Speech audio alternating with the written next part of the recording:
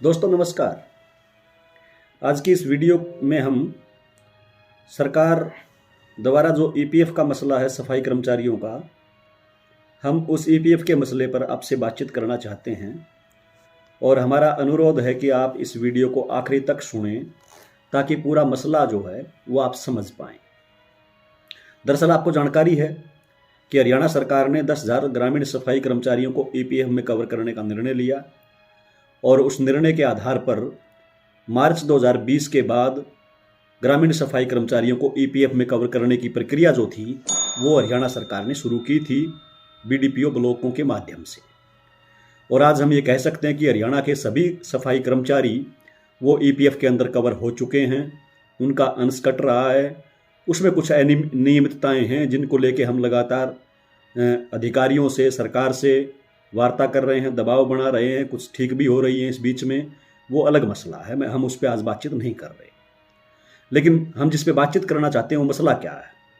वो मसला ये है कि सितंबर 2020 से लेके और सितंबर 2022 तक, यानी कि पूरे 2 साल 24 महीने, मतलब वो टोहाना ब्लॉक के सफाई कर्मचारियों को ईपीएफ का जो अंश है कर्मचारियों के हिस्से का, वो कटने के बाद 13,895 रुपये उनको वेतन मिला है, जो उनके बैंक खातों में आया है। उसकी बैंक स्टेटमेंट हमारे पास मौजूद हैं। लेकिन बाकी पूरे प्रदेश के अंदर, हरियाणा के सभी जिलों में, ब्लॉकों में, वहाँ सब जगह पर केवल 12,215 रुपये ही कर्मचारियों को भुगतान हुआ है। सवाल ये है कि ऐसा क्यों हुआ? जब इस सवाल के जवाब में आप जाएंगे तो आप पाएंगे कि 2020 में ही, खास करके मार्च के बाद, पूरी दुनिया के अंदर, देश के अंदर ये कोरोना महामारी से हमने सामना किया है। कोरोना महामारी के वजह से लॉकडाउन, अन्य पाबंदियां, वो उन सब के अंदर से हम गुजरे हैं। और देश के, चाहे वो मजदूर थे, अलग अलग तरह का काम करने वाले लोग थे, कम आमदनी वाले लोग थे, उनकी आमदनियां भी इस बीच में कम हुई। और इसी बीच में देश के प्रधानमंत्री ने एक घोषणा की थी, और वो घोषणा ये थी कि ईपीएफ जिनका कटता है कर्मचारियों का या प्राइवेट क्षेत्र में काम करने वाले मजदूरों का, कोरोना की वजह से वो कमा नहीं पा रहे, इसलिए उनको उनके ईपीएफ का जो हिस्सा है वो केंद्र सरकार वहन करेगी। ये देश के सरकार ने घोषणा की थी, देश के प्रधानमंत्री ने ये घोषणा की थी। अब उस घोषणा के आधार पर टोहाना ब्लॉक के डीडीपीओ, टोहाना ब्लॉक के बीडीओ, वहाँ के और अन्य जो कर्मचारी मौजूद हैं, उन्होंने उस स्कीम का लाभ अपने ब्लॉक के सफाई कर्मचारियों को दिया। और उन्होंने कर्मचारियों का जो हिस्सा था, शेयर था ईपीएफ का, वो शेयर भी कर्मचारियों के खातों में उन्होंने दिया है। और केंद्र सरकार की स्कीम का लाभ उन कर्मचारियों को दिया। और ईपीएफ का अंश जो है वो केंद्र सरकार द्वारा जो वहन किया गया था, उस शेयर को ईपीएफ बोर्ड के पास उन्होंने जमा करवाया। इस वजह से 1,680 रुपये प्रत्येक कर्मचारी प्रति माह अन्य ब्लॉकों के कर्मचारियों से ज़्यादा टोहाना ब्लॉक के सफाई कर्मचारियों को वेतन मिला, क्योंकि उनको प्रधानमंत्री की उस स्कीम का लाभ वहाँ के बीडीओज ने, वहाँ के अधिकारियों ने वहाँ पर दिया, जो बाकी और कहीं भी नहीं दिया गया। और इसी वजह से जब ये लाभ कहीं नहीं मिला पूरे हरियाणा में, इस एक ब्लॉक को छोड़ के, तो पूरे समय का अगर आप कर्मचारियों की बैंक स्टेटमेंट देखेंगे तो उनको केवल 12,215 रुपये ईपीएफ अंश उनके वेतन से कटने के बाद भुगतान हुआ है, जिसकी स्टेटमेंट हमारे पास मौजूद हैं। अब सवाल ये है कि ये और जिलों के अंदर ऐसा क्यों नहीं हुआ? इसकी जब जानकारी मेवात के सफाई कर्मचारियों को मिली तो मेवात के सफाई कर्मचारी 26 अगस्त 2022 को पहुंच गए पीएफ कमिश्नर गुड़गांवा के पास। उन्होंने लिखित में शिकायत दी, जो शिकायत हमारे पास मौजूद है, और उन्होंने पीएफ कमिश्नर को कहा कि प्रधानमंत्री की इस घोषणा का लाभ हमें नहीं मिल रहा, हमारे हिस्से से ही, हमारे वेतन से ही ये ईपीएफ का हिस्सा जो है वो काटा जा रहा है। और आखिरकार उसके ऊपर कार्रवाई हुई, और कार्रवाई होने के बाद खास करके देखेंगे हम तो पिछले 4 महीने से मेवात के कर्मचारियों को भी 13,895 रुपये वो भुगतान किया जा रहा है। यानी कि प्रधानमंत्री की उस स्कीम के तहत ईपीएफ का जो अंश था कर्मचारी के हिस्से वाला, वो खुद सरकार वहन कर रही है। और अभी हमारे पास मौजूद है अभी भी डॉक्यूमेंट्स कि पिनंगवा जो ब्लॉक है, पिनंगवा ब्लॉक के अंदर दिसंबर 2022 का जो शेयर है वो भी हरियाणा केंद्र की सरकार ने वहन किया है, वो भी उन्होंने कर्मचारियों को उसका लाभ दिया है। ये डॉक्यूमेंट्स हमारे पास मौजूद हैं। अब सवाल हमारे लिए सबसे बड़ा क्या है? सबसे बड़ा सवाल ये है कि देश के प्रधानमंत्री की ये घोषणा, ये स्कीम क्या केवल एक टोहाना ब्लॉक के कर्मचारियों के लिए थी जो उनको लाभ मिला? क्या ये स्कीम मेवात के कुछ कर्मचारियों के लिए थी जिसका लाभ उन कर्मचारियों को मिला? ऐसा तो नहीं हो सकता। ये देश के स्तर की स्कीम थी, देश के प्रधानमंत्री ने घोषणा की थी, तो आखिरकार और कर्मचारियों को इसका लाभ क्यों नहीं मिला? ये सबसे बड़ा सवाल आज के दिन मौजूद है। और इस सवाल का सही तरीके से जवाब तभी मिल सकता है जब इसकी कोई उच्च स्तरीय जांच हो, और जांच होकर दूध का दूध और पानी का पानी किया जाए, तभी स्थिति स्पष्ट हो सकती है कि इसके पीछे कारण क्या है। लेकिन जितना हम समझ पाए हैं उसके आधार पर इसके पीछे जो कारण है वो कारण काफी गंभीर है। और वो कारण क्या है? वो कारण ये है कि पूरे प्रदेश के अंदर एक एजेंसी है, प्राइवेट एजेंसी है, जिस प्राइवेट एजेंसी के साथ बीडीओ दफ्तरों ने एग्रीमेंट कर रखे हैं कमीशन के आधार पर ये ईपीएफ और ईएसआई का काम करने के लिए।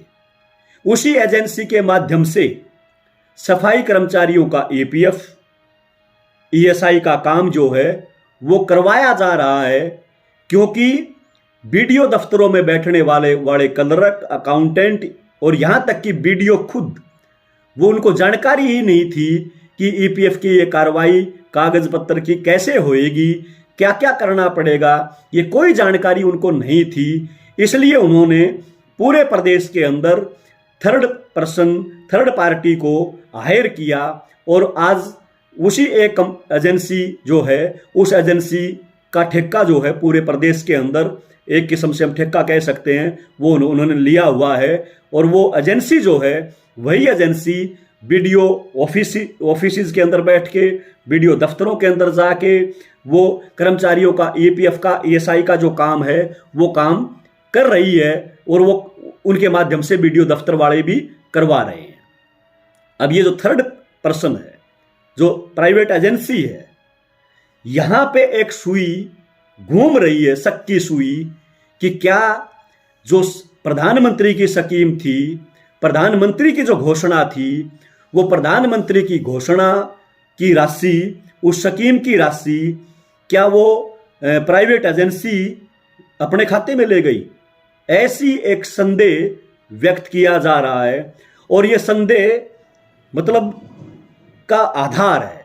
और वो संदेह का आधार क्या है? वो संदेह का आधार ये है कि 26 अगस्त 2022 को जब मेवात के कर्मचारियों ने पीएफ कमिश्नर गुड़गांवा को इसकी शिकायत की कि हमें प्रधानमंत्री की घोषणा का लाभ नहीं मिल रहा, हमारे वेतन से ही ईपीएफ का हिस्सा काटा जा रहा है, तो उसके बाद से उन सफाई कर्मचारियों को, मेवात के सफाई कर्मचारियों को ये प्रधानमंत्री की घोषणा का लाभ कैसे मिलना शुरू हो गया?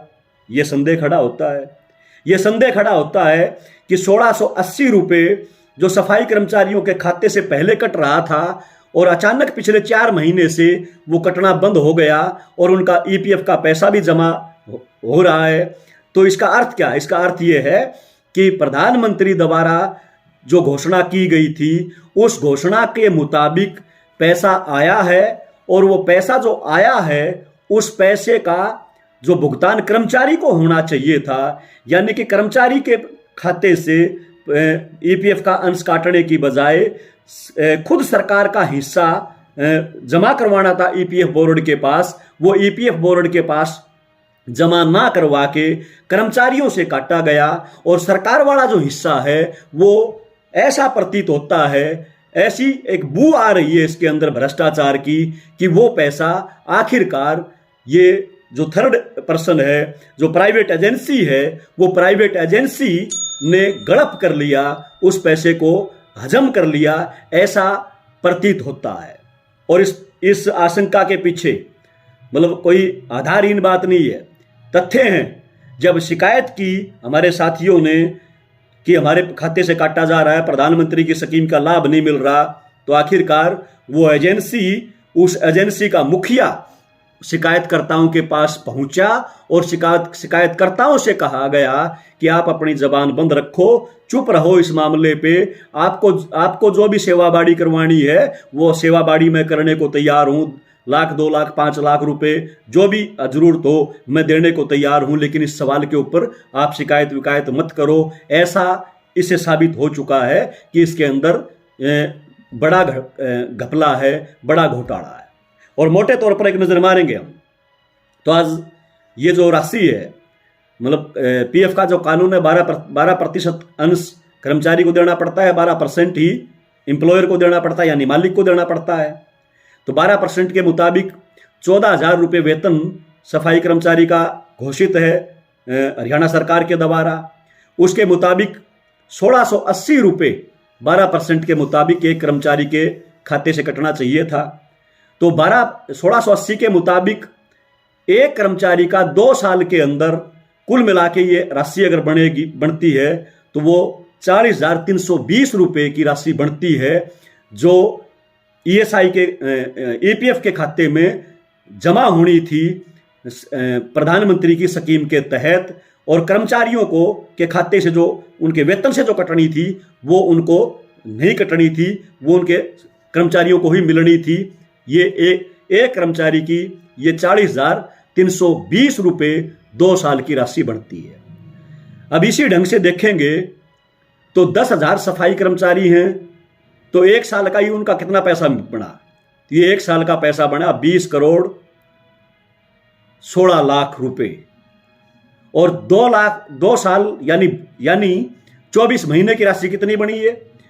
24 महीने की ये राशि बनती है 1680 के मुताबिक 40 करोड़ 32 लाख रुपए, यानी कि ये राशि करोड़ों में है पूरे प्रदेश की। हम ये भी मान लें कि अगर सरकार ने सभी सफाई कर्मचारियों को इस स्कीम का लाभ ना दिया हो, आधों को दिया हो, आधे ही सफाई कर्मचारियों को दिया हो, यानी 10,000 में से केवल 5,000 को, तो भी ये राशि 20 करोड़ 16 लाख रुपए बनती है। 25% का मान लिया जाए 2,500 का, तो भी ये राशि 10 करोड़ और 8 लाख रुपए बनती है, यानी कि ये राशि करोड़ों रुपए है जो करोड़ों रुपए की राशि का कहीं ना कहीं गोलमाल जरूर हुआ है, ऐसा संदेह व्यक्त किया जा रहा है। आधार इसके मैंने जो आपको बताए हैं कि शिकायत करते ही आखिरकार मेवात के अंदर ये 1,680 रुपये कर्मचारियों खातों में आने शुरू कैसे हो गए, ये संदेह आज मौजूद है, तथ्य इसके मौजूद हैं अलग अलग। मतलब आप सोनीपत के अंदर देखोगे उसी एजेंसी का ठेका है, तो सोनीपत के अंदर आज भी 12,215 आ रहा है, जींद में 12,215 आ रहा है, हिसार में 12,215 आ रहा है, कैथल में 12,215 आ रहा है, अंबाड़ा में 12,215 आ रहा है, झज्जर में 12,215 आ रहा है, लेकिन मेवात में 13,895 रुपये आ रहा है। दिसंबर के महीने का भी 13,895 आया है, ईपीएफ का कटने के बाद आया है। इसलिए ये एक बहुत बड़ा स्कैंडल दिखाई दे रहा है कि कर्मचारियों आपदा के नाम पे कर्मचारियों आपदा को अवसर के रूप में इन प्राइवेट एजेंसियों ने अपने हित में बदला है और इसका लाभ जो है कर्मचारियों को जो मिलना चाहिए था इस स्कीम का, उसका लाभ कर्मचारियों को ना देके उन एजेंसियों ने, प्राइवेट एजेंसियों ने इसका लाभ उठाया है। और इसमें भी कोई शक नहीं है कि अगर वास्तव में ईमानदारी से इसकी जांच पड़ताल करवाई जाएगी तो ये केवल एक व्यक्ति ये काम नहीं कर सकता, इसके अंदर नीचे से लेके ऊपर तक मिली भगत मिलेगी, इसके अंदर अधिकारी भी जो हैं वो शामिल मिलेंगे तो ही ये संभव हो पाया होगा। इसमें कोई शक नहीं है, इसमें कोई दो राय नहीं है। ये मिली भगत के बिना ये काम नहीं हो सकता इतनी बड़ी राशि का। इसलिए आज हमने इस पूरे घटनाक्रम के ऊपर एक 2 पेज की शिकायत पत्र हमने तैयार किया है और वो शिकायत हमने भेजी है। हमने देश के प्रधानमंत्री को, केंद्रीय श्रम मंत्री को, पीएफ कमिश्नर को, हरियाणा के मुख्यमंत्री को, हरियाणा के श्रम मंत्री को, हरियाणा के पंचायत मंत्री को, हरियाणा के लेबर कमिश्नर को, हरियाणा के जो पंचायत विभाग के डायरेक्टर हैं उस डायरेक्टर को, उन सब को हमने ये 2 पेज का पत्र, जिस पत्र के साथ हमने अलग अलग स्टेटमेंट जो है बैंक खातों की, कर्मचारियों की 12,215 की स्टेटमेंट भी लगाई है, 13,895 की स्टेटमेंट भी लगाई है। जो कुछ ब्लॉकों के अंदर जो हमारे पास जो बिल हमें मिले हैं, जो कर्मचारियों को अदा किया गया है 13,895 रुपये, वो भी हमने साथ लगाई हैं और हमने इसके जांच की मांग की है कि इसकी उच्च स्तरीय जांच होनी चाहिए। हमें कुछ लोगों से ये भी जानकारी मिली है कि वो जो एजेंसी है, मैं उस एजेंसी का नाम नहीं ले, यहाँ सार्वजनिक तौर पर नहीं ले रहा, लेकिन लिखित में हमने उस एजेंसी का नाम दिया है। उस एजेंसी का 2 साल का कॉन्ट्रैक्ट है जो अभी पूरा होने वाला है कुछ महीने बाद।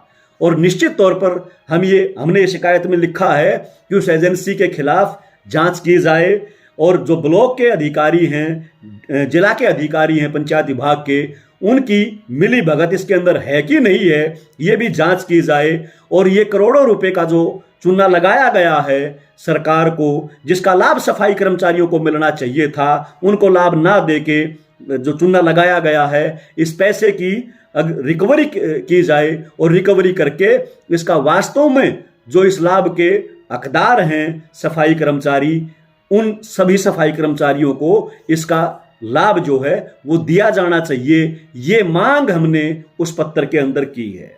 इसलिए मैं अंत में हरियाणा के सभी सफाई कर्मचारियों से ये अनुरोध करना चाहता हूं कि भाई, ये जो मामला है, ये मामला किसी एक व्यक्ति का नहीं है, ये मामला आप सबके हित का मामला है। आपके नाम पर 40,320 रुपये सरकार का जो अंश है वो आपके नाम पर कुछ व्यक्ति वो मिल के डकार गए और आपको पता भी नहीं चला। ये तो अगर शिकायत ना होती या बीडीओ दफ्तर से कुछ जानकारियां ना मिलती तो हो सकता है कि हमें भी ये जानकारी ना होती, लेकिन हमें टोहाना के कर्मचारियों के माध्यम से और मेवात के कर्मचारियों के माध्यम से ये जानकारी उपलब्ध हुई तो पता चला कि ये स्कीम जो है वो सफाई कर्मचारियों पर भी लागू थी, जिसका लाभ जो है सफाई कर्मचारियों को नहीं दिया गया। इसलिए आपसे अपील है कि ये जो बड़ा जो घोटाला है ईपीएफ के नाम पर, केंद्र सरकार की स्कीम के नाम पर, इस घोटाले के खिलाफ हमें मजबूती से लड़ना है। हम पहले चरण में इसकी शिकायत कर रहे हैं पीएफ कमिश्नर को, देश के प्रधानमंत्री को, राज्य सरकार को। अगर इसके ऊपर कार्रवाई नहीं की गई और इसकी जांच नहीं हुई, इस पैसे की रिकवरी होके इसका वितरण नहीं हुआ कर्मचारियों में, तो निश्चित तौर पर हमें अगर सड़कों पे उतरना पड़ा, धरने प्रदर्शन भी करने पड़े, तो हम वो भी करेंगे। और जब तक दूध का दूध और पानी का पानी नहीं हो जाता, जब तक स्थिति साफ नहीं हो जाती, हम न अधिकारियों को बख्शेंगे और न उस एजेंसी को बख्शेंगे। उनके खिलाफ हम लड़ेंगे और ये पैसे की रिकवरी तक इस लड़ाई को जारी रखेंगे। आगे भी और इससे बड़ी भी कोई कार्रवाई करनी पड़ेगी तो हम वो कार्रवाई करेंगे। इसलिए आपसे ये अनुरोध है कि इस वीडियो को ज़्यादा से ज़्यादा शेयर करो, हर कर्मचारी तक लेके जाओ, ताकि हर कर्मचारी सजग हो, वो सचेत हो, उसके हक पे डाका जो डाला जा रहा है वो उसको पता चल पाए कि मेरा हक क्या था, मेरा अधिकार क्या था और मेरे अधिकार पे किसने डाका मारा है, ये जानकारी उसको मिल पाए। इसलिए शेयर करो, ज़्यादा से ज़्यादा लोगों के बीच में लेके जाओ, और जैसे ही इस सवाल के ऊपर हम कोई यहाँ से कॉल देंगे, उस कॉल के ऊपर आपको सड़कों पे उतरना है। अगर अधिकारियों ने, सरकार ने कार्रवाई नहीं की तो। इसी अपील के साथ आपका शुक्रिया, धन्यवाद।